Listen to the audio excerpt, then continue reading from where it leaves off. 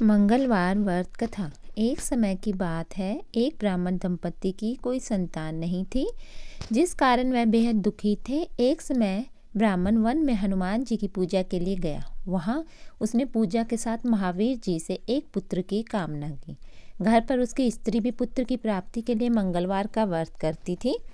वह मंगलवार के दिन व्रत के अंत में हनुमान जी को भोग लगाकर ही भोजन करती थी। एक बार व्रत के दिन ब्राह्मणी ने भोजन बना पाई और न ही हनुमान जी को भोग लगा पाई। उसने प्रण किया कि वह अगले मंगलवार को हनुमान जी को भोग लगाकर ही भोजन करेगी।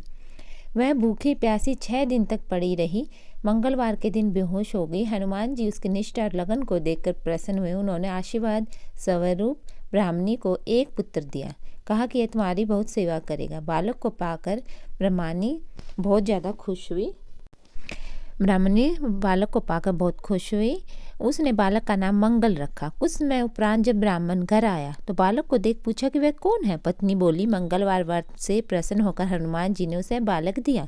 ब्राह्मण को अपनी पत्नी की बात पर विश्वास नहीं हुआ। एक दिन मौका देख ब्राह्मण ने बालक को कुएं में गिरा दिया। घर पर लौटने पर ब्राह्मणी ने पूछा कि मंगल कहाँ है। तभी पीछे से मुस्कुरा कर आ रहा मंगल उसे वापस देखकर ब्राह्मण आश्चर्यचकित रह गया। रात को हनुमान जी ने उसे सपने में दर्शन दिए और बताया कि यह पुत्र उसे उन्होंने दिया है। ब्राह्मण सत्य जानकर बहुत खुश हुआ। उसके बाद ब्राह्मण दंपति प्रत्येक मंगलवार को व्रत रखने लगे। जो मनुष्य मंगलवार व्रत कथा को पढ़ता या सुनता है और नियम से व्रत रखता है, उसे हनुमान जी की कृपा से सब कष्ट दूर होकर सर्व सुख प्राप्त होता है और हनुमान जी की दया के पात्र बनते हैं। ओम हनुमते नमः।